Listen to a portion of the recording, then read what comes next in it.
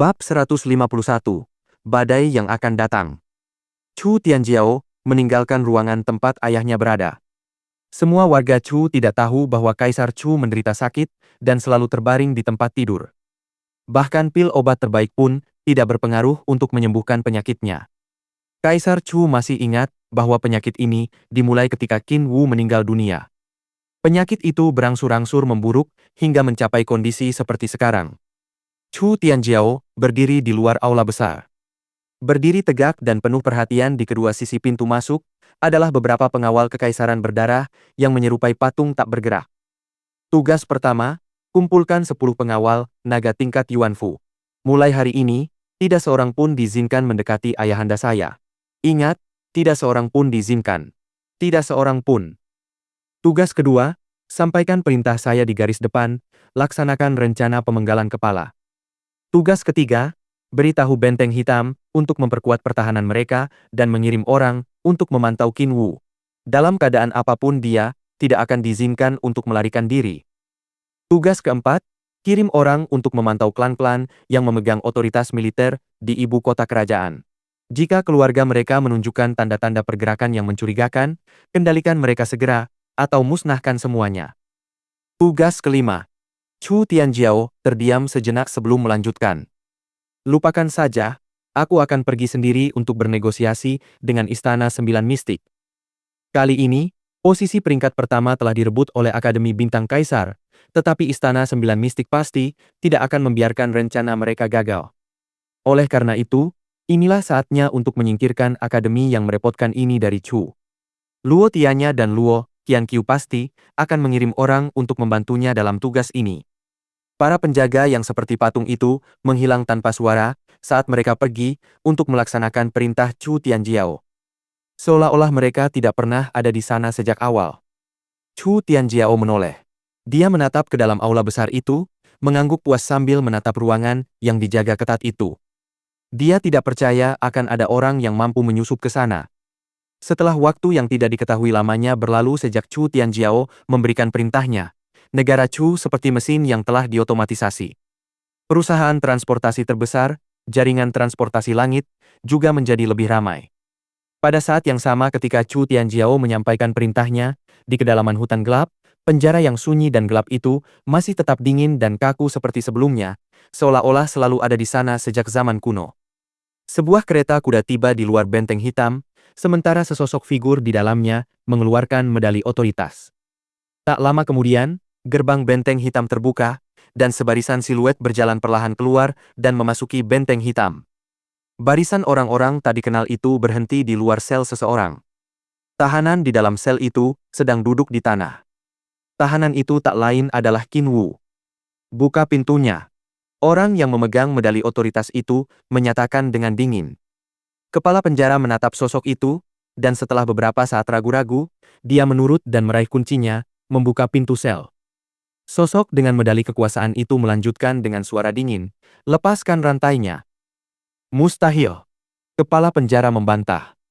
Tidak ada seorang pun yang memiliki wewenang sebesar itu. Puci. Bahkan sebelum suara-suaranya menghilang, sebuah tombak panjang menusuknya dari belakang, menembus tepat ke jantungnya sementara sebuah tangan dari sosok tak dikenal menekan mulutnya, membungkam jeritan kematiannya. Kepala penjara itu ambruk ke tanah sebelum menutup matanya selamanya. Sosok berkalung itu menggeledah mayat untuk mencari kunci, dan dia membuka rantai yang mengikat Qin Wu, serta melepaskan jubah lusuh yang dikenakan Qin Wu. Qin Wu masih memejamkan matanya saat perlahan berdiri. Setelah itu, salah satu sosok tak dikenal mengeluarkan satu set pakaian baru dan memakaikannya pada tubuh Qin Wu, seolah-olah mereka melakukan sesuatu yang sangat biasa. Kabur dari penjara. Tiba-tiba, suara alarm terdengar dari para penjaga yang berpatroli. Sekelompok sosok tak dikenal itu juga mulai bergerak, dengan niat membunuh terpancar dari tubuh mereka. Mata Qin Wu akhirnya terbuka. Di dalamnya, tidak ada kilatan cahaya yang tajam. Sebaliknya, ketenangan luar biasa terlihat di dalam dirinya. Apakah semuanya sudah siap? Tanya Qin Wu. Belum. Sosok itu menjawab. Namun, tidak ada perubahan pada raut wajah Qin Wu. Seolah-olah semuanya sesuai dengan prediksinya. Setelah Tuan Muda Qin Chuan diselamatkan dan garis keseimbangan terpecah, Chu Tianjiao sudah bergerak. Jika kita tidak bertindak cepat, Chu Tianjiao dapat membungkam jenderal yang terhormat kapan saja.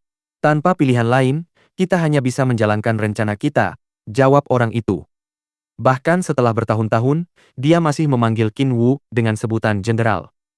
Pada akhirnya, apakah kita benar-benar masih harus menjadikan Chu sebagai musuh? Qin Wu menghela napas. Sejak Raja Wu meninggal, semuanya sudah ditentukan. Kedua-belas jenderal bersumpah untuk membalaskan kematian Raja Wu, dan setelah generasi penerus garis keturunan jenderal tumbuh dewasa, mereka pun mengucapkan sumpah darah. Semua itu karena jenderal selalu bersabar dalam diam dan tidak memberikan perintah terakhir. Ayahku dan beberapa paman lainnya hanya bisa menggunakan kedok mundur sebagai bentuk kemajuan, membangun kekuatan mereka secara diam-diam dan memulai penantian yang panjang dan tak berujung. Sosok itu berbisik dengan suara rendah, tetapi kata-kata yang diucapkannya dipenuhi dengan perasaan berat. Seolah-olah ada rahasia besar di balik kematian Raja Wu. Dahulu kala, Raja Wu mengguncang dunia, membantu kaisar sebelumnya menaklukkan dunia, dan menundukkan pasukan musuh dari segala penjuru. Namun, setelah semua kelinci terbunuh, anjing-anjing pemburu akan direbus dan dimakan. Sepenggal sejarah ini hanya diketahui oleh para jenderal yang berada di garis depan selama masa perang. Adapun warga Chu, kebenaran telah diputarbalikkan sebelum sampai ke telinga mereka. Tidak seorang pun mengetahui kebenaran dari apa yang telah terjadi. Sepenggal sejarah ini, meskipun tampak tenang di permukaan, sebenarnya menyimpan badai dahsyat di dalamnya. Di luar benteng hitam, badai niat membunuh meletus. Sekelompok tentara misterius masuk. Pasukan ini seluruhnya tertutup logam, dengan helm yang menutupi wajah mereka. Kekuatan mereka sangat menakutkan hingga tak terbayangkan. Mereka semua adalah pasukan penyerang, elit di antara para elit. Setelah Raja Wu meninggal dan kediaman Qin dipindahkan ke kota Harmoni Langit, para prajurit elit ini tidak lagi melapor ke kediaman Qin, melainkan berpencar ke berbagai penjuru dunia. Chu Tianjiao tentu mengetahui hal-hal ini. Dengan kemakmuran yang dimiliki negara Chu, kemampuan jaringan informannya juga sangat kuat. Oleh karena itu, Chu Tianjiao tidak berniat membunuh Qin Wu dan Qin Chuan, karena ia hampir yakin bahwa jika Qin Wu meninggal, negara Chu akan terjerumus ke dalam pusaran badai yang mengerikan. Kekuatan tersembunyi dalam kegelapan cukup untuk menggulingkan kekuasaan kekaisaran mereka. Chu Tianjiao tidak melakukan gerakan apapun, Qin Wu juga meniru tindakannya, yang menyebabkan terciptanya garis keseimbangan yang rapuh. Namun setelah peristiwa perjamuan Junlin, celah terbuka dalam garis keseimbangan yang rapuh ini, menyebabkan keseimbangan antara kedua pihak menjadi tidak seimbang. Karena itu, Chu Tianjiao memutuskan untuk tidak menunggu lebih lama lagi. Hari ini, para utusan jaringan transportasi langit secara diam-diam menyampaikan informasi intelijen ke berbagai tempat di Chu. Tidak hanya itu, mereka bahkan melangkah masuk ke wilayah negara lain. Seolah-olah badai dahsyat akan segera melanda Chu. Dan terkait semua yang terjadi, hanya segelintir orang di Chu yang memiliki sedikit pun petunjuk tentang hal itu. Mayoritas warga masih menjalani kehidupan mereka sendiri, tanpa mengetahui apa yang akan terjadi. Bahkan Qin Chuan pun tidak tahu tentang ini. Qin Wu belum pernah menyebutkan hal ini kepadanya sebelumnya. Hal yang sama juga dialami Qin He dan Qin Ye, yang bertempur di garis depan. Qin Wentian, tentu saja, juga tidak tahu apa-apa. Dalam hatinya, kakek Qin adalah orang yang lembut dan ramah, yang bahkan tidak memiliki sedikit pun kemiripan dengan para jenderal yang telah mengalami peperangan yang tak terhitung jumlahnya. Baginya, Qin Wu menyukai kedamaian dan kesendirian, serta memiliki kepribadian yang ramah. Selain itu, tidak ada kesan lain yang dapat diingat Qin Wentian tentang Qin Wu. Bahkan Qin Chuan pun tidak banyak mengganggu Qin Wu. Ayah dan anak itu tidak sering bertemu. Di kediaman Qin Wentian di lingkungan Akademi Bintang Kaisar, Qin Yao menyiapkan hidangan makanan dan minuman. Mereka bertiga makan dengan gembira dan menikmati kesenangan sederhana, makan bersama sebagai sebuah keluarga. Sebentar lagi festival peringatan akan tiba. 1 tahun lagi telah berlalu. Aku ingin tahu, apakah ibumu masih berada di kota Harmoni Langit? Saat Qin Chuan memikirkan istrinya, kesedihan menyelimuti hatinya. Sudah 1 tahun berlalu. Pasti dia sangat mengkhawatirkannya. Ayah, ibu pasti sudah kembali ke kota Harmoni Langit. Kapan ayah berencana pulang? Ayo kita temui ibu dan buat beliau bahagia. Qin Yao menggunakan sumpitnya dan memberikan beberapa sayuran kepada Qin Chuan, yang dengan gembira menjawab. Qin Chuan mengangguk. Ada juga saudara kedua dan ketiga. Aku tidak punya kabar pasti tentang mereka, dan tentu saja, kakekmu Qin Wu masih menderita di dalam benteng hitam. Kakek akan baik-baik saja. Qin Wentian tersenyum, seolah sedang menghibur Qin Chuan. Anak baik, setelah kau dewasa, kau akan menjadi lebih kuat lagi. Saat itu, bahkan klan kerajaan Chu akan takut padamu. Qin Chuan mengacak-acak rambut Qin Wentian. Setelah 1 tahun, raut wajah Qin Wentian telah kehilangan sebagian besar sifat kekanak-kanakannya dan menjadi jauh lebih dewasa.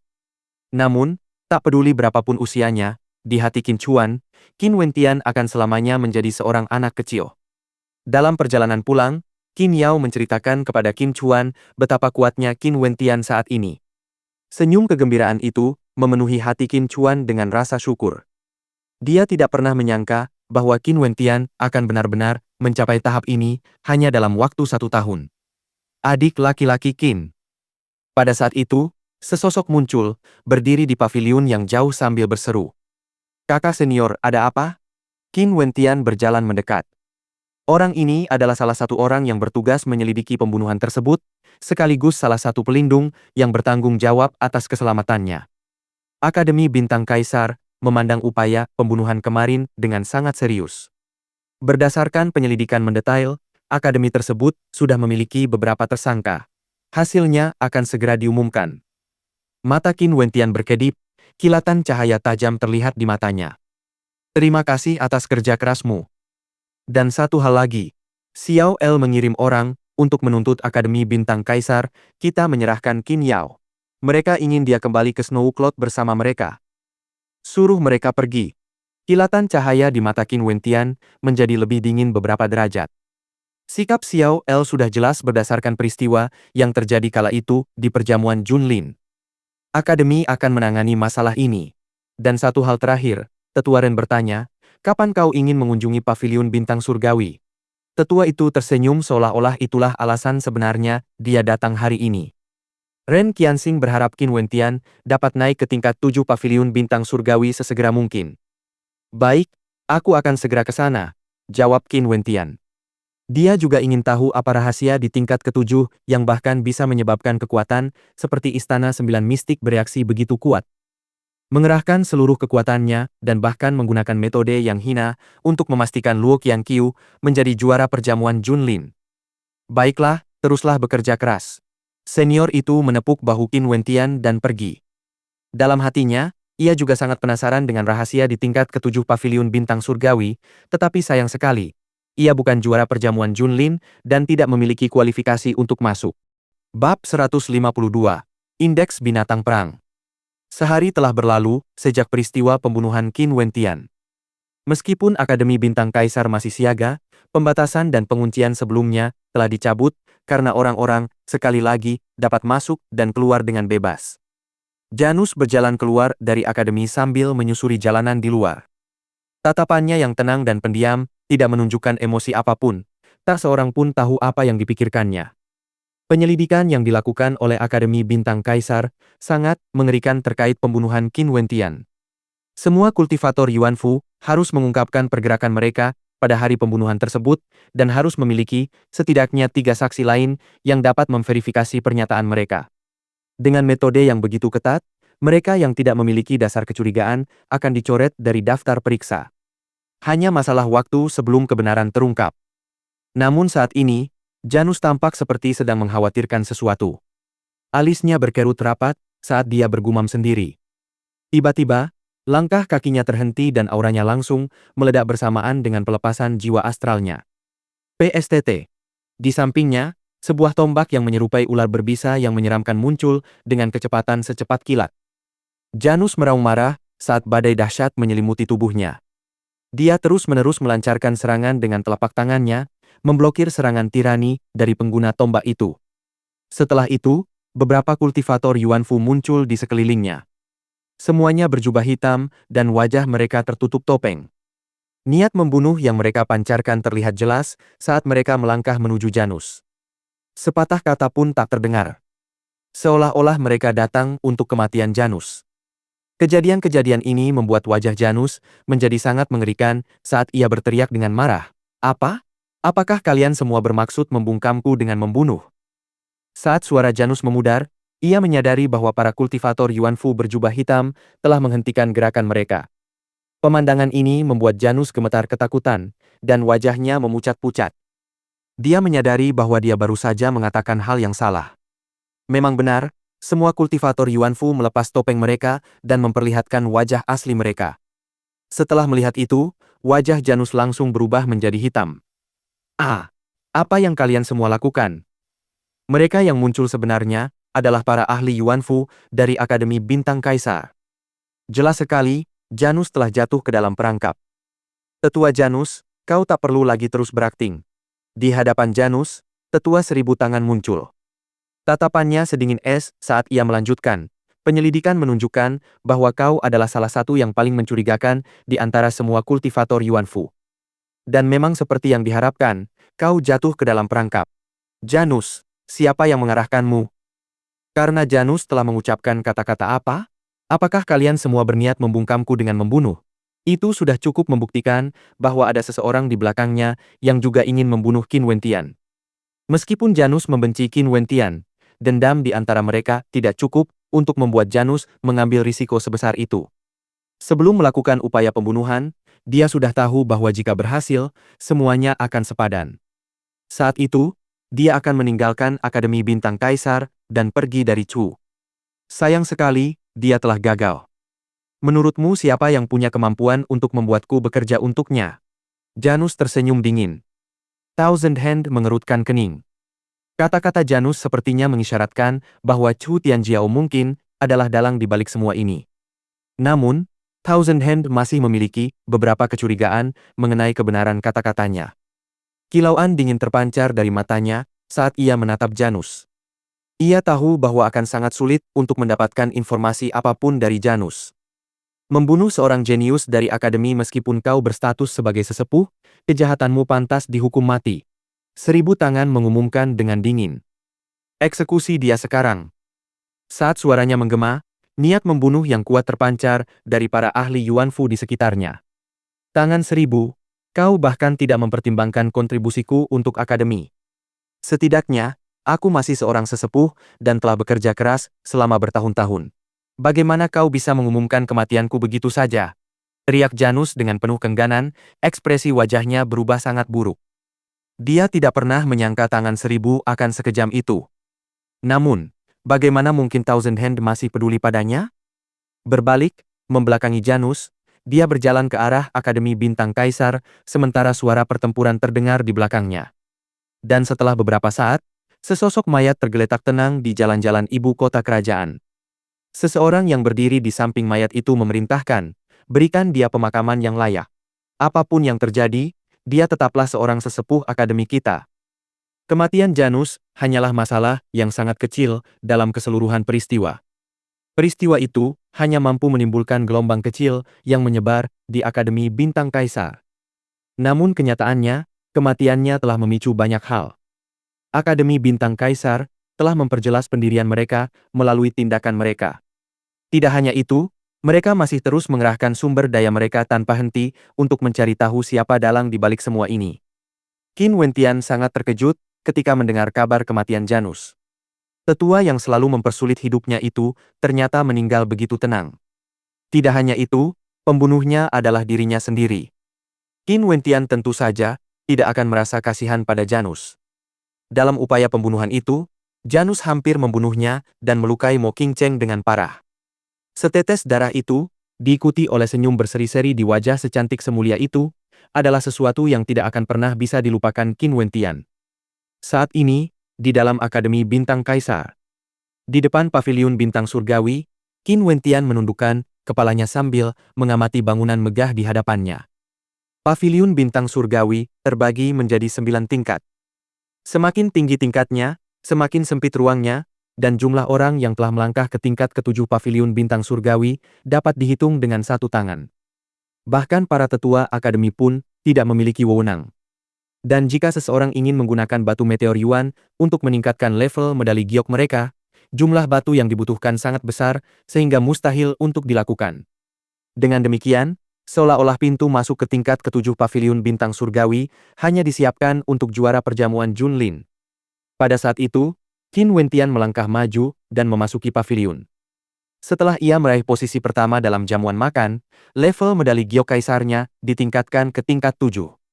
Sebelum melangkah ke tingkat ke-7, Qin Wentian memilih untuk berhenti di tingkat ke-6 terlebih dahulu. Di tingkat ke-6 terdapat seni kultivasi tingkat Yuanfu terbaik dan teknik bawaan tingkat bumi tertinggi. Qin Wentian berada di sini hanya untuk satu tujuan. Dia menginginkan indeks teknik gerakan Garuda tingkat Yuanfu. Setelah menemukannya, dia meminjamnya dan menempatkannya di dalam cincin interspasialnya. Adapun teknik bawaan lainnya, Qin Wentian bahkan tidak repot-repot melihatnya. Karena untuk teknik bawaan lainnya, dia bahkan belum menguasainya hingga mencapai puncak kesempurnaan. Tidak ada gunanya baginya untuk menghabiskan waktu untuk mendapatkan wawasan lebih lanjut tentang jenis teknik bawaan lainnya. Meskipun tingkatan teknik bawaan berkorelasi dengan tingkat kekuatan yang dimilikinya, semakin tinggi tingkatannya, semakin kuat teknik bawaannya, namun hal itu tetap tidak berarti jika seseorang tidak memiliki kemampuan untuk mengendalikan kekuatan tersebut. Sebaliknya, hal itu bahkan bisa menjadi bumerang. Salah satu contohnya adalah seni tombak impian agung miliknya. Meskipun tingkatannya tidak terlalu tinggi, tetapi karena dialah yang menciptakannya, tingkat kekuatan yang terkandung di dalamnya dan kekuatan yang ditampilkan ketika Qin Wentian melepaskannya sangatlah tinggi.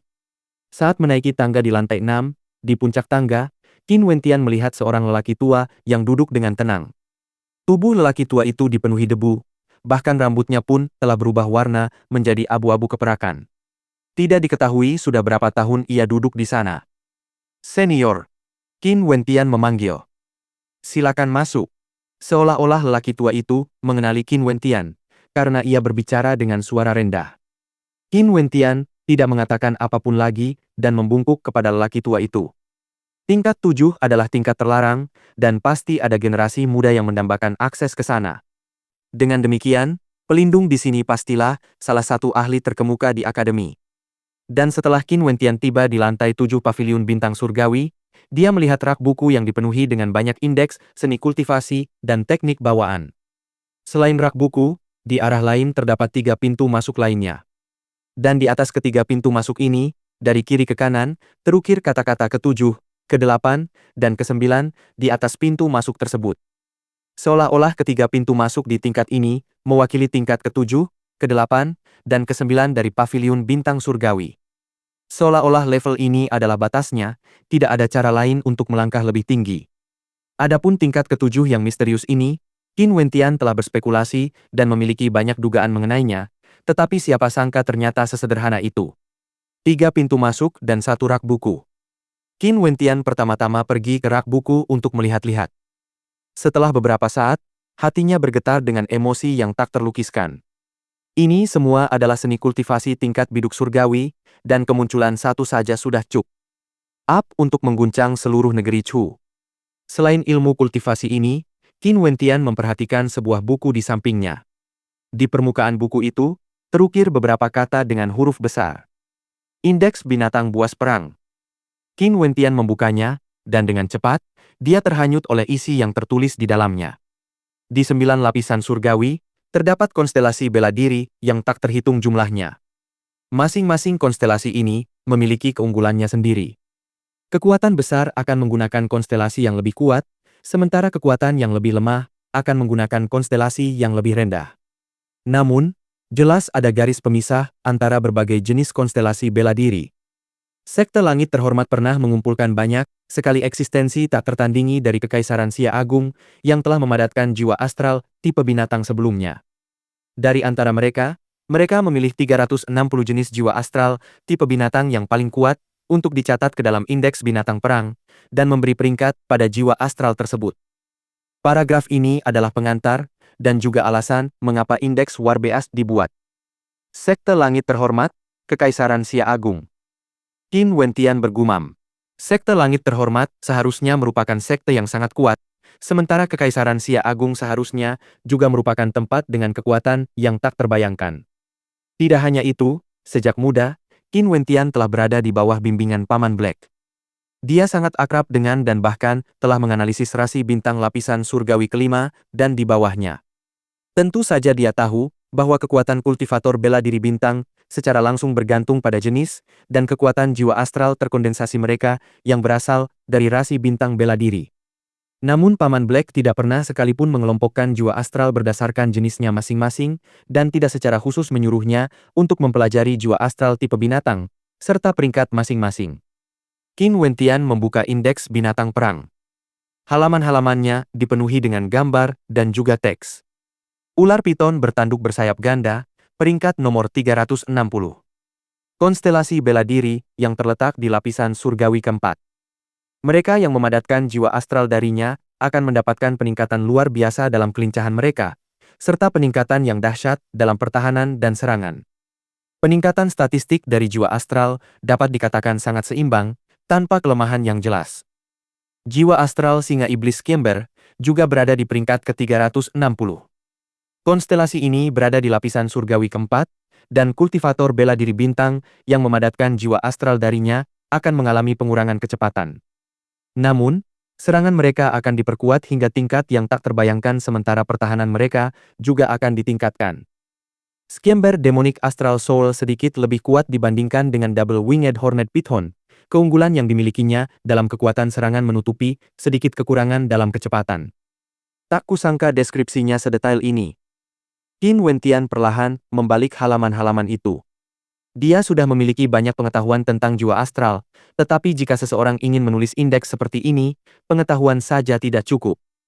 Seseorang masih perlu memperbarui indeks secara berkala, karena ada konstelasi baru dan lebih kuat yang ditemukan dari waktu ke waktu. Qin Wentian agak bingung.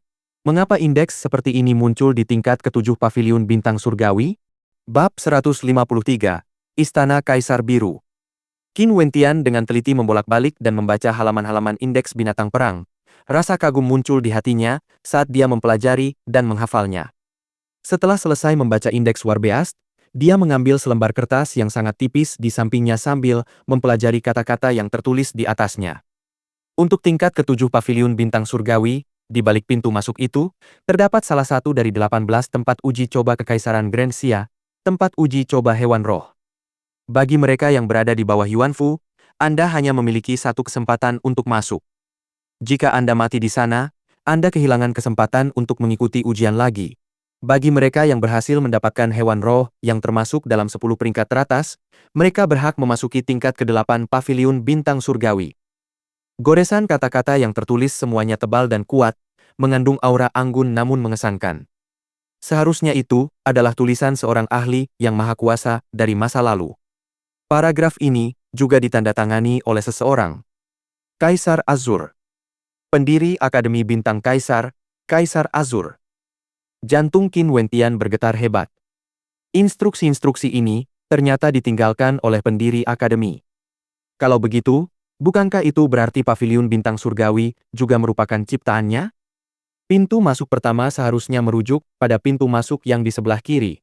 Qin Wentian menatap angka 7 yang terukir di atas pintu masuk tersebut. Dia tidak pernah menyangka bahwa lantai 7 Paviliun Bintang Surgawi sebenarnya adalah sebuah pintu masuk. Salah satu dari 18 tempat uji coba Kekaisaran Grand Xia, tempat uji coba binatang roh. Qin Wentian melangkah maju ke arah pintu masuk dan mengulurkan telapak tangannya, meletakkannya di pintu masuk, dan cahaya terang menyala. Setelah pintu dibuka, tepat di depan Qin Wentian terdapat sajadah. Dan di bagian atas sajadah itu, terdapat tulisan berupa aksara rune yang rumit, seolah-olah itu adalah semacam jejak ilahi yang misterius. Qin Wentian masuk lalu duduk bersila di atas sajadah. Sesaat kemudian, pintu masuk tertutup rapat saat garis-garis rune berputar, melahirkan cahaya menyilaukan yang menyelimuti tubuh Qin Wentian dari dalam. Dia merasa seolah kesadarannya ditarik keluar secara paksa. Perasaan ini sangat tidak nyaman, tetapi dia terus menahannya. Sebenarnya apa ini? Qin Wentian merasa seolah kesadarannya telah meninggalkan tubuhnya. Dia tidak bisa mengendalikan bagian tubuhnya manapun, dan perasaan tanpa kebebasan untuk bertindak secara mandiri ini hampir merupakan siksaan yang tak tertahankan. Dengung, tubuhnya tiba-tiba ambruk. Qin Wentian akhirnya merasakan tubuhnya merespons kehendak kesadarannya. Tetapi ketika dia akhirnya sadar, dia takjub dan takjub saat mengamati sekelilingnya. Apakah ini tempat uji coba binatang roh? Qin Wentian mengangkat kedua tangannya sambil menatap tangannya. Tempat ini mirip dengan kenyataan, tetapi tubuhnya tidak pernah bergerak sekalipun setelah melewati pintu masuk. Atau apakah tempat ini mirip dengan Skydream Forest, sebuah lanskap mimpi? Namun saat ini, ia merasa bahwa realitas di sini berkali-kali lebih nyata dibandingkan dengan alam mimpi, seolah-olah tubuh aslinya telah dipindahkan ke sini. Dia yakin bahwa ini adalah tubuhnya yang sebenarnya, bukan mimpi, juga bukan ilusi. Qin Wentian berdiri di hamparan tanah datar yang luas, dan di sekitarnya juga terdapat beberapa orang lain. Mereka pun langsung menyadari kehadiran Qin Wentian dan pandangan mereka dengan cepat beralih kepadanya. Ekspresi kebingungan muncul di wajah mereka. Mengapa ada satu orang tak dikenal lagi yang muncul di dalam arena uji coba binatang roh? Qin Wentian pun secara alami menyadari keberadaan kerumunan itu.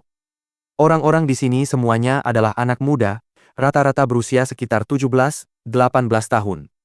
Bagi yang lebih muda, mereka berusia sekitar 15-16 tahun, sedangkan bagi yang lebih tua, mereka berusia sekitar 19-20 tahun. Tidak hanya itu, mereka jelas berasal dari kelompok orang yang berbeda. Para pemimpin dari masing-masing kelompok memancarkan aura yang luar biasa. Bahkan Qin Wentian pun bisa merasakan aura bahaya yang terpancar dari para pemimpin tersebut. Hal ini membuat Qin Wentian berspekulasi. Dengan memasuki arena uji coba hewan roh, melalui pintu masuk tingkat ke-7 paviliun bintang surgawi, dia telah berhubungan dengan orang-orang yang berasal dari luar Chu. Kita sepakat untuk bertemu di sini. Semua orang dari berbagai kekuatan sudah tiba, kan? Seorang kultivator berpenampilan muda berbicara. Pemuda ini sangat tampan dan berusia sekitar 17-18 tahun. Rambut panjangnya sedikit keriting, dan cahaya yang memikat tampak berkilau di matanya. Kurasa semua orang sudah datang. Seorang pemuda lain menjawab dengan ringan, sambil menatap Qin Wentian dengan ekspresi tertarik. Di arena uji coba binatang roh, mereka yang cukup kuat untuk mendapatkan kualifikasi sudah berada di sini. Tapi lalu kenapa ada orang tambahan? Siapa sebenarnya dia? Skenario ini membuat banyak orang merasa sangat tertarik. Oi! Sebuah suara terdengar. Qin Wentian mengalihkan pandangannya ke arah suara itu, dan ia melihat seorang wanita muda yang cantik menatap lurus ke arahnya. Wanita ini tampak seusia dengannya. Jubahnya menunjukkan bahwa ia memiliki status yang sangat tinggi. Senyum tipis di wajahnya memberikan sedikit kesan menggoda. Elegan dan indah, itulah yang dirasakan Qin Wentian. Siapa namamu dan dari mana asalmu? Gadis itu tersenyum sambil bertanya dengan rasa ingin tahu. Apakah tempat ini adalah arena uji coba hewan roh? Qin Wentian tidak menjawab, melainkan mengajukan pertanyaan sendiri. Kau beneran tahu kalau tempat ini adalah arena uji coba binatang roh? Kilatan keheranan melintas di mata gadis itu saat dia terus tertawa.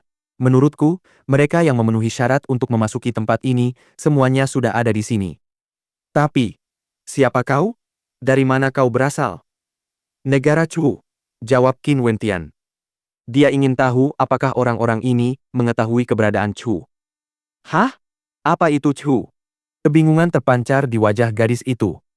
Apakah ada di antara kalian yang pernah mendengar tentang tempat itu sebelumnya? Dia menoleh dan menatap yang lain, tetapi tidak ada yang tahu. Jelas sekali, bagi mereka negara Chu terlalu tidak penting. Apakah kalian semua mengenal 9 istana mistik? Tambah Qin Wentian. 9 istana mistik adalah pengendali Chu dan pastinya dianggap sebagai kekuatan besar, setidaknya. Kau dari istana 9 mistik. Gadis itu terkikik sambil menatap Qin Wentian. Jangan berbohong padaku. Mereka yang berasal dari istana 9 mistik, bahkan tidak memiliki kualifikasi untuk masuk ke sini. Hati Qin Wentian bergetar, karena terkejut mendengar jawabannya. Dengan kekuatan istana 9 mistik, mereka bahkan tidak memiliki kualifikasi untuk memasuki tempat ini? Jika demikian, lalu bagaimana latar belakang para kultivator lain di sini? Apakah latar belakang mereka bahkan lebih tirani dibandingkan dengan istana 9 mistik? Hentikan omong kosong ini, bunuh dia. Pada saat itu, pemuda tampan yang tadi menyela. Tatapannya sama, sekali tidak menghormati Qin Wentian. Penampilan Qin Wentian hanya membuatnya sedikit penasaran. Tetapi karena Qin Wentian tidak punya jawaban untuk mereka, tidak perlu membuang waktu lagi. Setelah suara kata-katanya menghilang, di belakangnya, seorang pemuda lain keluar. Pemuda ini juga memancarkan aura iblis saat ia menerjang ke arah Qin Wentian. Boom! Sejumlah besar cahaya tinju meledak keluar. Qin Wentian merasakan gelombang ki iblis mengalir deras. Seolah-olah seekor naga banjir telah keluar dari lautan, ingin melahapnya. Kilauan dingin terpancar dari mata Qin Wentian. Mengangkat telapak tangannya, dia tiba-tiba mengeluarkan jurus ketiga jejak 1000 tangan. Jejak terlupakan, menghancurkan tekanan yang dipancarkan oleh serangan lawannya. Mati! Lawannya menusuk dengan jari yang menyerupai pedang tajam, mengincar kepala Qin Wentian. Serangan jari ini secepat kilat dan menghantam dengan kekuatan seperti petir. Dengan gerakan tubuhnya yang lincah, gerakan kaki Qin Wentian sangat luar biasa hingga sulit dibayangkan. Setelah menghindari serangan lawannya, ia mengeksekusi jurus telapak gunung jatuh dan sebuah manifestasi puncak gunung menghantam ke bawah dengan keras. Raungan. Lawannya meraung. Kekuatan raungan itu mirip dengan raungan naga banjir, dan hampir membuat gendang telinga Qin Wentian pecah. Seberkas cahaya yang sangat dingin berkedip di mata Qin Wentian. Dengan hentakan kaki ke tanah, tubuhnya berkelebat dan berubah menjadi bayangan yang kabur. Mata Qin Wentian terpejam dan dia memancarkan aura misterius. Dengan jarinya, serangannya seperti tebasan tombak kuno, menembus tepat di tengah alis lawannya. Semua ini terjadi dalam sekejap. Lawannya membeku di tengah gerakan, dan setelah itu, mayatnya ambruk ke tanah. Pertempuran ini berlangsung sangat singkat. Qin Wentian membunuh seseorang dalam sekejap, tetapi tatapan orang banyak tidak berubah. Seolah-olah mereka sedang menonton sebuah sandiwara. Qin Wentian juga tidak bisa memastikan apakah kematian di tempat ini adalah kematian sungguhan. Namun, tempat ini memang berkali-kali lebih realistis jika dibandingkan dengan hutan mimpi langit. Rasanya seperti bukan berada di alam mimpi. Dan meskipun dia dengan cepat membunuh lawannya, dia tahu bahwa orang yang sudah mati itu pasti memiliki kekuatan untuk bertarung memperebutkan salah satu dari 9 peringkat teratas jika dia berpartisipasi dalam perjamuan Junlin. Seorang bawahan biasa saja sudah memiliki kekuatan setingkat ini. Bagaimana mungkin Qin Wentian tidak terkejut? Menarik. Gadis itu tertawa saat melihat apa yang terjadi, sebelum mengalihkan pandangannya ke pemuda tampan yang tadi. Secercah cahaya dingin terpancar dari mata pemuda tampan itu. Tiba-tiba, siluetnya menghilang dari tempat asalnya. Qin Wentian hanya merasakan seberkas cahaya iblis melesat cepat ke arahnya. Lawannya mengulurkan telapak tangannya dan sedikit gemetar. Sesaat kemudian, Qin Wentian merasa seolah tubuhnya terikat oleh untaian sinar cahaya iblis, membuatnya tak berdaya, bahkan tidak mampu menggerakkan ototnya. Hancurkan! Energi ilahi dalam tubuh Qin Wentian melonjak saat filamen cahaya iblis padam. Dia melangkah maju, sementara auranya melesat ke atas dengan liar. Namun, pemuda tampan itu tampak sama sekali tidak terpengaruh olehnya. Jiwa astral tipe roh yang menyerupai hantu terus mendekat dari kejauhan sambil dengan lembut mengulurkan telapak tangannya. Qin Wentian membalas dengan jurus telapak gunung jatuh miliknya. Saat kedua serangan telapak tangan bertabrakan, sosok pemuda tampan yang agak kurus itu sama sekali tidak goyah. Qin Wentian dapat merasakan gelombang energi misterius yang menyembur keluar dari telapak tangan lawannya, langsung masuk ke tubuhnya. Seolah-olah energi misterius itu ingin menghancurkan meridiannya dari dalam dan bahkan menyerang jantungnya. Apa? Serangannya bisa mengabaikan serangan balasan dan pertahananku. Qin Wentian membeku saat energi ilahi di tubuhnya melonjak. Energi ilahi tipe gunung di tubuhnya mengalir menuju energi misterius itu, bertindak sebagai penghalang dan berhasil melenyapkannya. Hati Qin Wentian bergetar, dan dia terus mundur. Di dalam tubuhnya, muncul perasaan yang sangat tak tertahankan. Qin Wentian menatap pemuda tampan itu, hanya untuk melihat bahwa wajah lawannya tetap normal seperti sebelumnya, tanpa sedikit pun tanda kegelisahan. Betapa dahsyatnya! Qin Wentian berseru dalam hati sambil melirik para kultivator di sekitarnya. Apakah kekuatan mereka seseram ini? Jika latar belakang mereka berasal dari tempat yang bahkan lebih hebat dari Istana Sembilan Mistik, tidak mengherankan jika pemuda tampan itu memiliki tingkat kekuatan yang bahkan lebih kuat dari Luo Qianqiu. Pemuda tampan itu tanpa sadar mengerutkan alisnya dan ekspresi kebingungan muncul di wajahnya ketika melihat Qin Wentian ternyata masih berdiri, tanpa tanda-tanda luka yang berarti. Sungguh luar biasa. Ternyata ada seseorang di level 8 sirkulasi arteri yang mampu menerima salah satu serangannya tanpa mati. Tubuhnya sekali lagi melangkah maju ke arah Qin Wentian. Telapak tangannya terulur perlahan, tampak lembut dan lemah, tanpa kekuatan apapun. Tombak kuno milik Qin Wentian tiba-tiba muncul di tangannya. Dengan perubahan langkah dan kecepatan secepat kilat, dia mengeksekusi jurus pemecah gunung, maju ke depan dengan segenap kekuatannya. Langkah pemuda tampan itu tiba-tiba terhenti, dan saat tombak kuno itu menebas, serangan terus-menerus menyebabkan tubuhnya terus mundur tanpa henti, sementara niat membunuh dengan gila-gilaan menyembur keluar dari tubuhnya. Pergi sana. Tombak kuno itu terlempar dari tangan Qin Wentian saat pemuda tampan itu berhasil menghindar. Tombak itu langsung tertancap di tanah. Qin Wentian tidak memilih untuk mengambilnya kembali, melainkan berbalik dan pergi dengan kecepatan luar biasa. Gerakannya mirip dengan Garuda, menghilang dalam sekejap mata. Tujuannya datang ke sini adalah untuk mendapatkan roh-roh binatang perang. Teknik gerakan Garuda Sembilan Langit. Gadis yang tadi berseru kaget, dan wajah pemuda tampan itu pun menegang. Tatapan mereka semua tertuju pada barisan pemuda yang berdiri di samping. Apakah dia seseorang dari istana Kaisar Azurmu? Pemuda tampan itu bertanya dengan dingin. Tidak, saya tidak mengenal orang seperti itu, jawab seseorang di antara kelompok tersebut. Betapa menariknya masalah ini. Selain mereka yang berasal dari istana Kaisar Azur, bagaimana mungkin masih ada orang lain yang menguasai teknik gerakan Garuda ini, teknik gerakan yang memungkinkan Kaisar Azur untuk memanggil angin dan mengendalikan awan di masa lalu, hingga tingkat yang luar biasa? Kerumunan kultivator itu diam-diam berspekulasi dalam hati mereka, merasa bahwa segala sesuatunya menjadi semakin menarik. Bab 154, Kekaisaran Xia Agung. Qin Wentian berlari dengan kecepatan penuh. Saat ini, dia berada di daerah pegunungan, tanpa ada orang lain di sekitarnya. Dia ingin menemukan seseorang agar bisa memahami situasinya, tetapi para kultivator dari sebelumnya secara tidak sadar telah menolaknya. Tidak ada cara baginya untuk mendapatkan informasi apapun dari mereka. Namun, karena Kaisar Azur mengizinkannya memasuki tempat ini dan mengumpulkan roh-roh binatang perang, pasti masih ada makna tersembunyi di baliknya.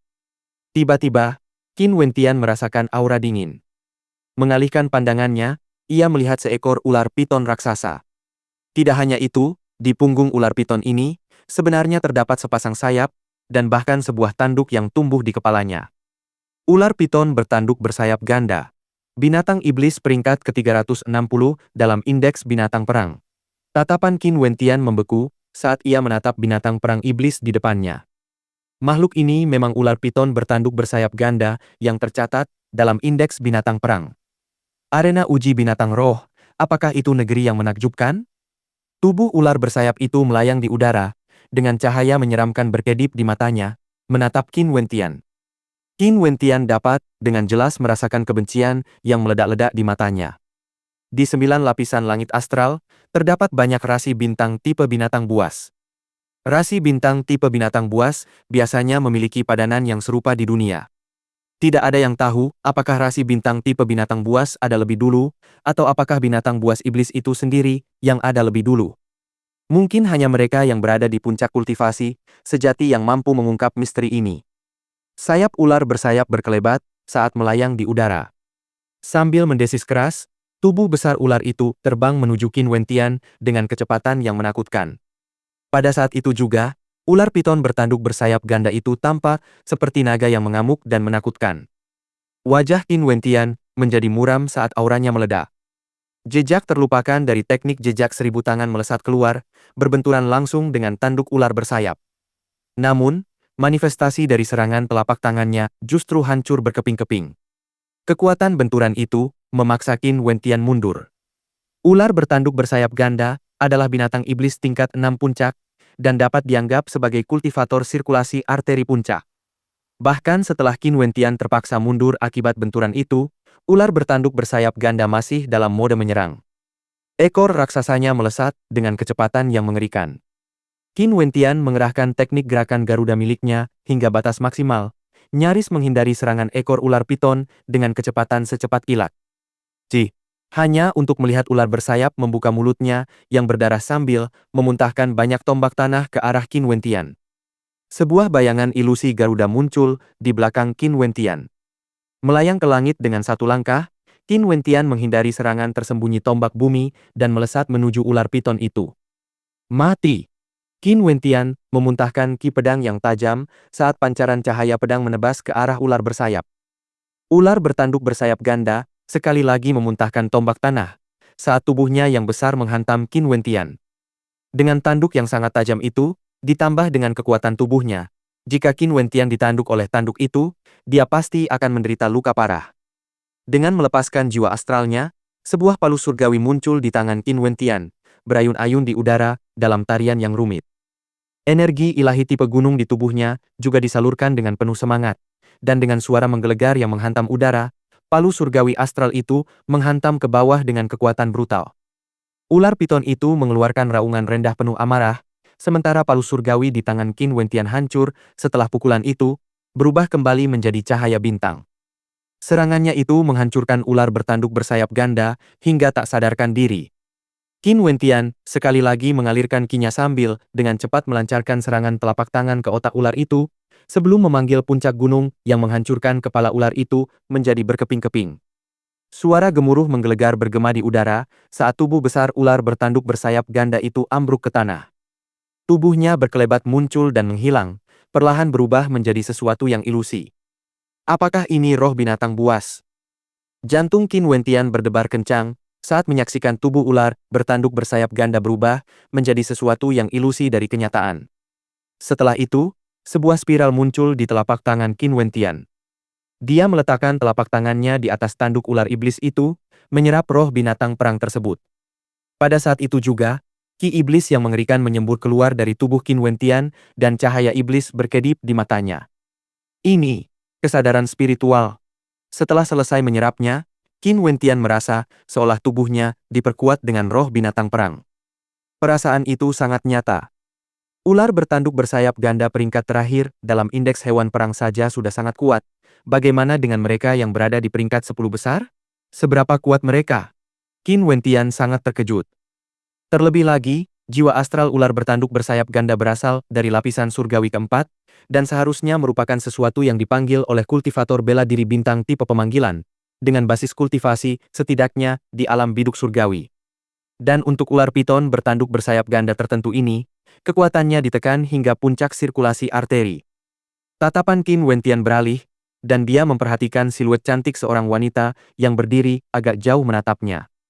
Wanita ini tak lain adalah wanita yang tadi berbincang dengannya. Apakah kau benar-benar dari 9 istana mistik?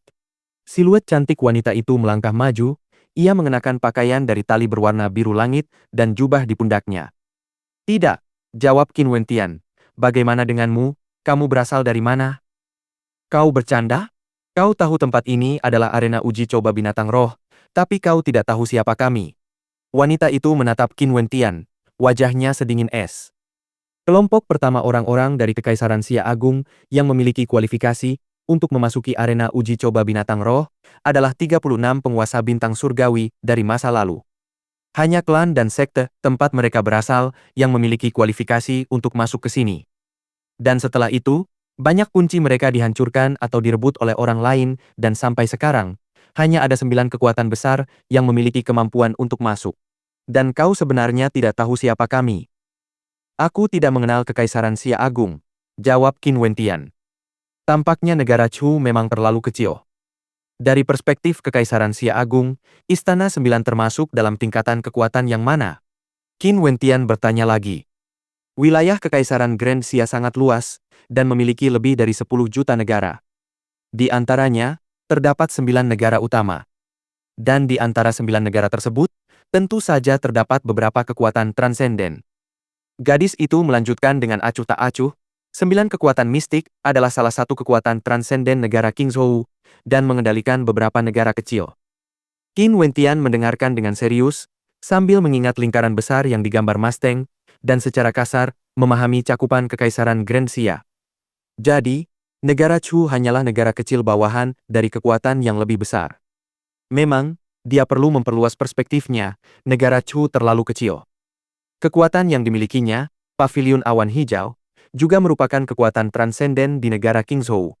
Tidak hanya itu, kekuatan mereka jauh lebih kuat jika dibandingkan dengan 9 istana mistik. Sebuah suara terdengar dari kejauhan. Qin Wentian mengalihkan pandangannya dan melihat siluet berjalan mendekat. Yu Qingfeng, apa yang kau lakukan di sini? Gadis itu tersenyum tipis sambil memperhatikan sekelompok orang itu. Orang-orang ini semuanya berasal dari istana Kaisar Azur.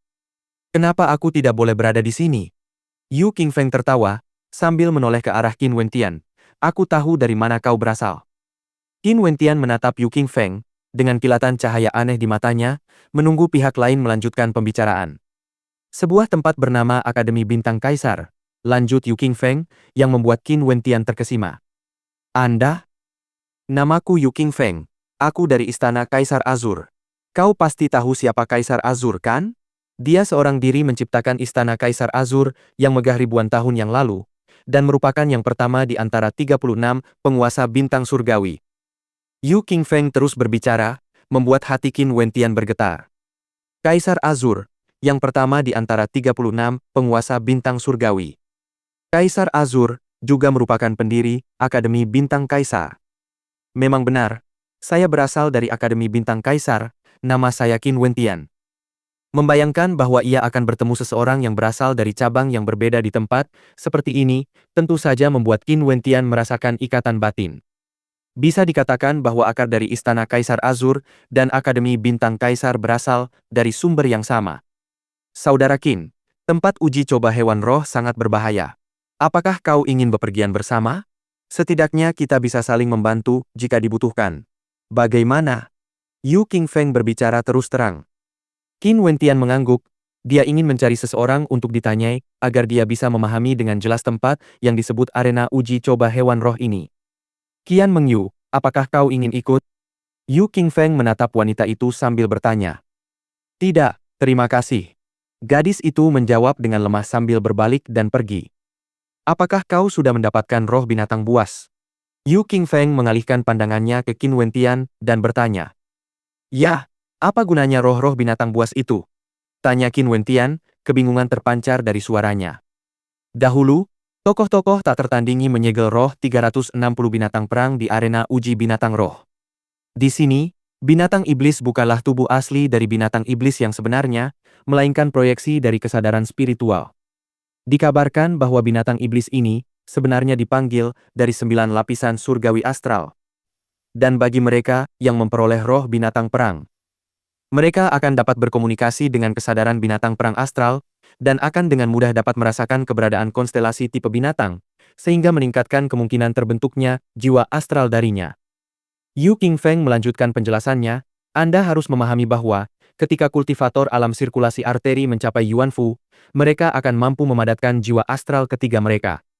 Dan biasanya seorang kultivator Yuanfu hanya akan mampu memadatkan jiwa astral dari lapisan surgawi ketiga. Dan bagi mereka yang memiliki bakat lebih kuat, mereka akan mampu memadatkan satu dari lapisan surgawi keempat. Namun, tidak mudah untuk menemukan dan berkomunikasi dengan konstelasi yang mewakili binatang iblis yang terdaftar dalam indeks binatang perang. Oh, apakah ini mirip dengan prinsip penggunaan batu meteor Yuan? Qin Wentian agak mengerti. Efek ini berkali-kali lebih kuat dibandingkan dengan batu meteor Yuan. Bagi seorang kultivator yang biasanya dapat memadatkan jiwa astral dari lapisan surgawi ketiga, dengan bantuan roh-roh binatang perang astral, kesadaran mereka akan mampu bertahan di lapisan surgawi keempat untuk waktu yang singkat. Ini karena konstelasi yang mewakili binatang perang astral tersebut akan membentuk hubungan bawaan yang akan menghasilkan pemadatan jiwa astral yang jauh lebih kuat dibandingkan dengan jiwa astral di lapisan surgawi ketiga.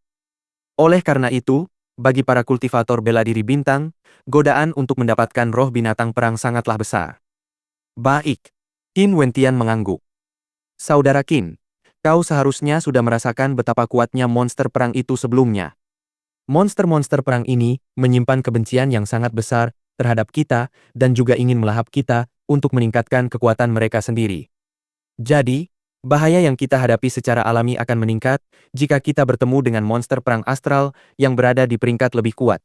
Dan untuk monster perang yang berada di peringkat 10 besar, mereka praktis tak terkalahkan. Yu Qingfeng melanjutkan, oleh karena itu, kami ingin menggabungkan kekuatan kami untuk menghadapi monster-monster perang bersama-sama. Aku mengerti. Qin Wentian mengangguk menjawab. Kelompok kultivator itu terus berjalan maju, memasuki kedalaman arena uji coba binatang roh. Dan pada saat itu, di Chu, sebuah berita penting tersebar ke seluruh negeri. Qin Wu dari kediaman Qin berhasil melarikan diri dari Benteng Hitam. Para penjaga Benteng Hitam tewas atau terluka parah, menyebabkan guncangan dan teror di ibu kota kerajaan. Benteng Hitam adalah penjara rahasia yang dikabarkan tak dapat ditembus. Namun terlepas dari itu, Qin Wu sebenarnya berhasil melarikan diri dengan selamat, menyebabkan orang-orang merasa seolah-olah ada arus bawah yang bekerja di kegelapan. Tidak hanya itu, tetapi pada saat yang sama, dua akademi bela diri terkenal di Chu, yaitu Akademi Kerajaan dan Istana Bela Diri Jenderal Dewa, baru saja mengumumkan rencana mereka untuk bergabung. Dan dalam kasus ini, setelah penggabungan, mereka pasti akan memiliki kekuatan untuk bersaing melawan Akademi Bintang Kaisar. Sebenarnya, itulah yang memang ingin mereka lakukan. Mereka ingin berhadapan langsung dengan Akademi Bintang Kaisar. Bab 155, Binatang Buas Perang Barbar. Dan pada hari penggabungan kedua, Akademi Bela Diri tersebut, ada kabar penting lainnya. Putra mahkota dari Snowcloud ingin bertunangan dengan putri dari Chu. Putri Chu memiliki kemungkinan yang sangat tinggi untuk menjadi istri utama putra mahkota Snowcloud. Meskipun demikian, Xiao El tetap tidak meninggalkan gagasannya sebelumnya. Dia masih mengirim orang-orang ke Akademi Bintang Kaisar untuk meminta mereka mengembalikan Qin Yao. Alasannya adalah Qin Yao merupakan salah satu kandidat untuk menjadi istri utama putra mahkota Snowcloud. Mereka harus mendapatkannya kembali apapun yang terjadi. Akademi Bintang Kaisar tentu saja menolak, dan dengan demikian, klan kerajaan turun tangan. Mereka akan mengirim seseorang untuk mengunjungi Akademi Bintang Kaisar. Terjadinya skenario seperti itu menyebabkan mereka yang memiliki indera tajam merasakan jejak bahaya samar di udara. Apakah klan kerajaan akhirnya berencana untuk menyerang Akademi Bintang Kaisar? Dan ini bukanlah variabel terbesar. Pada hari kedua setelah Qin Wu melarikan diri, berita penting menyebar dari medan pertempuran antara kediaman Qin dan klan kerajaan. Klan kerajaan melancarkan serangan besar-besaran, sambil mengirimkan para ahli untuk membunuh Qin He dan Qin Ye. Hasil akhirnya adalah Qin He kehilangan lengan yang tersisa dan menderita luka parah. Jika bukan karena seorang ahli misterius yang membantunya, dia pasti sudah meninggal. Tidak hanya itu, desas-desus juga menyebar bahwa pasukan besar lainnya yang ditempatkan di perbatasan Chu mulai bergerak, dan telah mulai menuju ke ibu kota kerajaan. Slogan mereka adalah, Kaisar Chu adalah seorang tiran, membunuh rakyat yang setia, membantai para jenderal yang telah berkorban begitu banyak untuknya, membunuh anjing pemburu setelah kelinci diburu, dan tidak lagi layak untuk memegang mandat dari surga. Di satu sisi, berita tentang Raja Wu yang dijatuhi hukuman mati oleh Kaisar saat itu juga tersebar luas, mengguncang seluruh negeri Chu. Hal ini menimbulkan banyak diskusi dan mengguncang hati warga. Ini, ditambah dengan tindakan nyata yang dilakukan klan kerajaan Chu ketika mereka berurusan dengan kediaman Qin di kota Harmoni Langit, mendukung fakta bahwa Kaisar saat ini adalah seorang tiran dan tidak lagi layak memegang mandat surga. Negara membutuhkan transisi kekuasaan. Satu-satunya berita yang menguntungkan klan kerajaan adalah bahwa Snowcloud mengirim pasukan mereka dan membantu Chu dalam menjaga perbatasan mereka. Pada saat yang sama, ini juga memberitahu negara-negara lain bahwa Snowcloud dan Chu sedang bersekutu. Mereka yang berkedudukan tinggi dengan status tinggi dapat merasakan tanda-tanda badai yang akan datang. Mereka tidak pernah menyangka bahwa peristiwa yang tampaknya tidak berbahaya, seperti perjamuan Junlin, dapat memicu reaksi berantai yang begitu mengerikan. Dan mengenai badai yang sedang berkecamuk di dunia luar, Qin Wentian di tempat uji coba hewan roh sama sekali tidak menyadarinya. Setelah menghabiskan 1 hari di sana, dia secara bertahap membiasakan diri dengan tempat pengujian ini.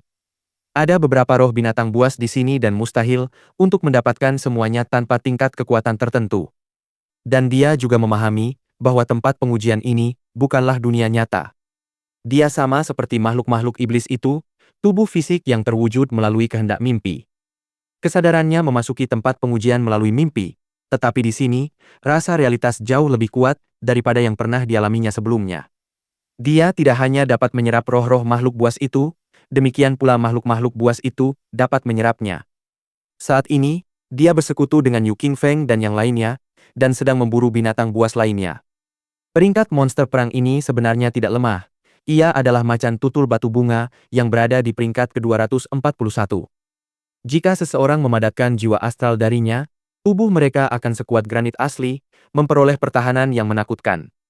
Tidak hanya itu, kecepatan, kelincahan, dan serangan seseorang juga akan meningkat secara luar biasa. Saudara Qin, masih ada 3 lagi di sisiku, setelah mereka menyerap roh binatang buas, yang berikutnya akan menjadi milikmu. Lagi pula, kau sudah menyerap roh tepat setelah masuk. Yu Qingfeng menjelaskan, ini sudah binatang buas kelima yang mereka buru bersama. Tidak apa-apa, aku ingin bepergian sendirian sekarang, jawab Qin Wentian. Setelah mereka bepergian bersama selama sehari. Meskipun Yu Qingfeng sangat sopan kepadanya. Dan meskipun orang-orang dari Istana Kaisar Azur memiliki akar yang sama dengan Akademi Bintang Kaisar, dia masih bisa merasakan penghinaan dalam ekspresi anggota rombongannya seolah-olah mereka meremehkannya. Kesombongan dan keangkuhan samar-samar terasa di udara, menciptakan situasi yang tidak nyaman bagi Qin Wentian. Lagi pula, meskipun mereka memiliki akar yang sama, status mereka sangat berbeda. Mereka berasal dari Istana Kaisar Azur, sementara dia hanya berasal dari Akademi Bela Diri di negara kecil. Hal ini dapat dirasakan dan dilihat dengan jelas ketika mereka membagikan roh-roh binatang perang. Namun, Qin Wentian tidak banyak menambahkan. Dia tidak bisa mengubah perspektif orang-orang ini dengan mudah. Dalam hal itu, dia sebaiknya melakukan perjalanan sendirian. Saudara Qin, kau harus mengerti bahwa tempat ini sangat berbahaya, bujuk Yu Qingfeng. Aku akan berhati-hati, jawab Qin Wentian dengan acuh tak acuh.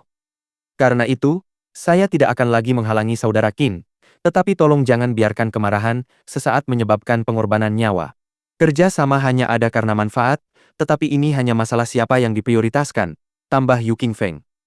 Qin Wentian mengerutkan alisnya, kata-kata Yu Qingfeng sepertinya mengisyaratkan sesuatu.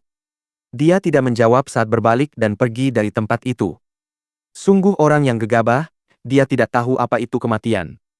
Seorang kultivator biasa dari Akademi Bintang Kaisar berani bersikap sombong seperti itu. Dia bahkan tidak tahu bahwa kita telah menyelamatkan nyawanya, namun masih ingin disamakan dengan kita dari Istana Kaisar Azur, sungguh menggelikan. Tapi aku heran mengapa Kaisar Azur saat itu ingin mendirikan akademi seperti itu. Seseorang di samping Yu Qingfeng berkomentar dengan tidak sopan, tanpa berusaha meredam suaranya agar Qin Wentian mendengarnya. Dengan meningkatkan kecepatannya, Qin Wentian meninggalkan area tersebut. Meskipun dia tahu bahwa bahayanya lebih besar jika dia bepergian sendirian, dia tidak mau menundukkan kepala dan menjadi bagian dari kelompok mereka hanya demi keselamatan. Qin Wentian tiba di padang rumput yang luas dengan deretan pegunungan di depannya. Namun, saat ini, dia dapat dengan jelas merasakan bahaya yang mendekat. Di hadapannya, seekor binatang buas iblis perlahan-lahan keluar dari pegunungan. Sebenarnya ini adalah Roc raksasa, yang tubuhnya bersinar dengan cahaya yang cemerlang. Cahaya di matanya tajam dan dingin saat menatap Qin Wentian. Silvery Roc, 98 dalam indeks binatang perang. Qin Wentian mengerutkan kening. Ini adalah pertama kalinya dia bertemu dengan binatang iblis di peringkat 100 teratas. Dan bukan hanya itu, di belakangnya juga terdapat perasaan bahaya yang sangat besar. Saat menoleh ke belakang, dia menemukan seekor beruang iblis raksasa yang memancarkan gelombang ki iblis yang mengerikan. Dan pada tubuh beruang iblis ini, seolah-olah ada baju zirah perak yang menutupinya. Bahkan cakarnya yang tajam pun berwarna perak. Raja beruang lapis baja perak, peringkat 97 dalam indeks binatang perang. Qin Wentian terdiam. Kedua binatang iblis itu adalah lawan yang sangat tangguh dengan peringkat di 100 besar, namun dia justru terjebak di antara mereka. Sungguh sial. Dengung. Tubuhnya menyerupai Garuda saat Qin Wentian menghindar ke samping. Rok perak mengepakkan sayapnya saat berubah menjadi kilatan petir perak, bergerak dengan kecepatan yang bahkan lebih cepat dari Qin Wentian. Langkah Raja beruang lapis baja perak itu menyebabkan getaran di bumi dan suara gemuruh terdengar, tetapi kecepatannya hanya sedikit lebih lambat jika dibandingkan dengan Qin Wentian. 100 peringkat teratas dalam indeks War Beast, semuanya merupakan makhluk yang menakutkan. Rok perak melayang di atas Qin Wentian. Sebuah tombak kuno lainnya muncul di tangannya. Meskipun tempat ini bukanlah kenyataan, tidak banyak perbedaan dibandingkan dengan dunia nyata. Di dunia luar, dia selalu menyimpan tombak kuno cadangan di dalam cincin interspasialnya. Puci. Rok perak itu memuntahkan sinar cahaya perak, menebas dengan kecepatan luar biasa ke arah Qin Wentian. Qin Wentian tiba-tiba menghentikan gerakannya saat ia mengerahkan energi di dalam tubuhnya, melancarkan serangan telapak tangan sebagai balasan, bertabrakan dengan sinar cahaya perak tersebut. Hembusan angin semakin kencang, cakar tajam rok perak turun dengan kecepatan kilat, mengincar kepala Qin Wentian.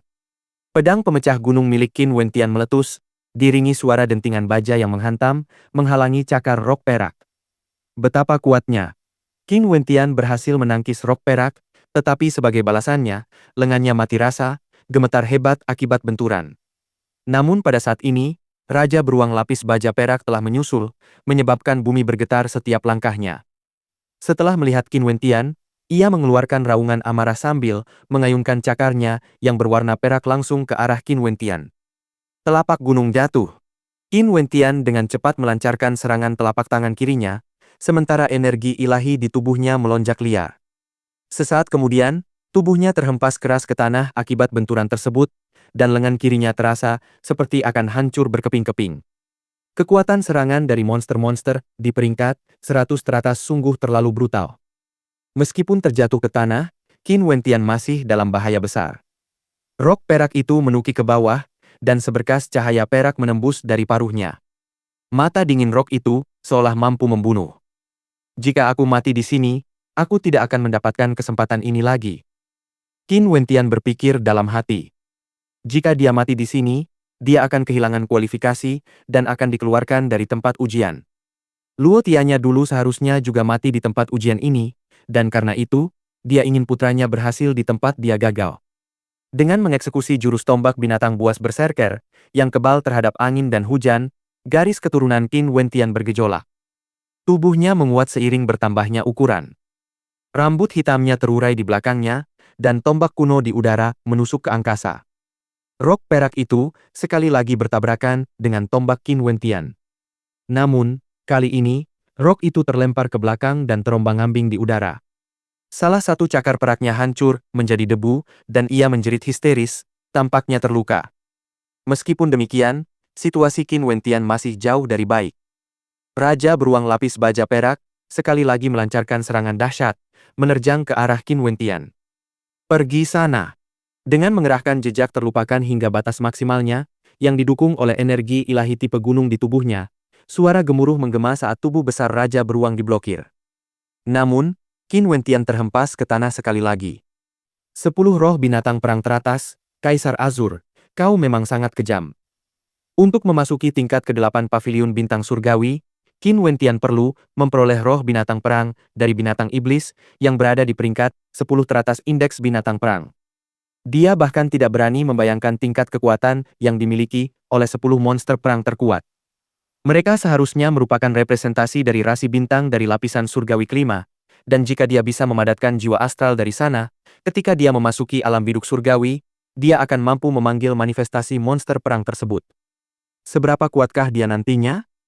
Kedua binatang buas itu sekali lagi menyerbu ke arah Qin Wentian. Qin Wentian dengan hati-hati menyeka jejak darah di sudut bibirnya saat siluetnya berkedip, mengeksekusi teknik gerakan Garuda hingga batas maksimalnya, berubah menjadi bayangan. Pada saat yang sama, tombak kuno di tangan kanannya menebas membentuk busur yang indah, sementara telapak tangan kirinya bergetar tanpa henti, mengirimkan jejak telapak tangan yang tak terhitung jumlahnya. Terlepas dari upaya gagah beraninya, tubuhnya dengan cepat dipenuhi luka. Di bawah kepungan kedua binatang buas itu, dia takut akan mati cepat atau lambat. Namun, tepat pada saat itu, embusan angin menerpa, dan sesosok anggun berbalut jubah biru langit muncul. Sebuah pedang tajam muncul di tangannya saat ia menebas ke arah tubuh rok perak. Ki pedangnya bertarung dengan cakar rok perak saat keduanya bercampur, sebelum ki pedang itu menghilang. Namun, tekad pedangnya belum padam, dan bahkan lebih banyak ki pedang dihasilkan. Itu memberikan kesan abadi, tumbuh dan berlipat ganda tanpa henti. Tekanan pada Qin Wentian berkurang saat ia memfokuskan perhatiannya pada Raja Beruang. Tanpa dukungan dari rok yang gesit, meskipun serangan Raja Beruang masih kuat, ia tidak cukup lincah. Qin Wentian dengan mudah menghindari serangannya sambil membalas dengan tombak kunonya, menyebabkan beruang itu menderita akibat serangannya berulang kali. Pertempuran berlanjut selama beberapa saat yang cukup lama ketika dua baris siluet muncul di dekat medan perang. Sosok-sosok yang baru muncul ini tidak berniat membantu, mereka hanya mengelilingi para petarung, puas menyaksikan pertempuran antara binatang buas melawan Qin Wentian dan Qian Mengyu. Mereka termasuk dalam dua kelompok berbeda. Salah satunya adalah pemuda tampan yang sebelumnya bertarung dengan Qin Wentian dan anggota partainya, serta Yu Qingfeng dan yang lainnya. Setelah melihat kemunculan para kultivator, rok perak melesat ke langit. Ia memiliki kemampuan terbang. Orang-orang ini tidak akan pernah bisa mengejarnya. Raja beruang lapis baja perak mengamuk karena panik. Qian Mengyu menatap Qin Wentian dan berkata, "Mari kita menyerah saja. Kau mungkin bisa mengalahkannya, tapi kurasa kau tidak akan punya kesempatan untuk menyerap roh binatangnya." Qin Wentian tentu saja juga memperhatikan mata para kultivator lain yang berkedip-kedip penuh keserakahan, seolah-olah mereka seperti harimau yang mengincar mangsanya. Namun, bagaimana mungkin dia rela menyerah sekarang? Puci. Tiba-tiba, tombak kuno Qin Wentian menusuk salah satu mata Raja Beruang, menyebabkan raungan kesakitan menggema di udara.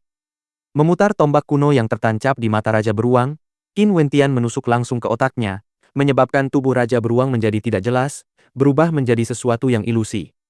Dengan gerakan telapak tangannya, sebuah spiral yang familiar muncul di tengah telapak tangannya saat ia mulai menyerap roh binatang buas itu. Ki iblis yang terpancar darinya semakin kuat dan kuat, sementara rambut hitamnya berayun-ayun tertiup angin. Sungguh, apakah dia tidak mengenal kematian?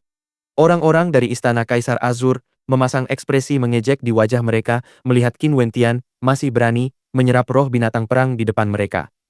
Lalu kenapa kalau dia menyerapnya? Semua orang di sini adalah tubuh yang terbuat dari kesadaran roh. Selama mereka menyerap kesadaran Qin Wentian saat ia perlahan-lahan meninggal, mereka masih bisa menyerap roh-roh binatang perang yang telah ia serap sebelumnya.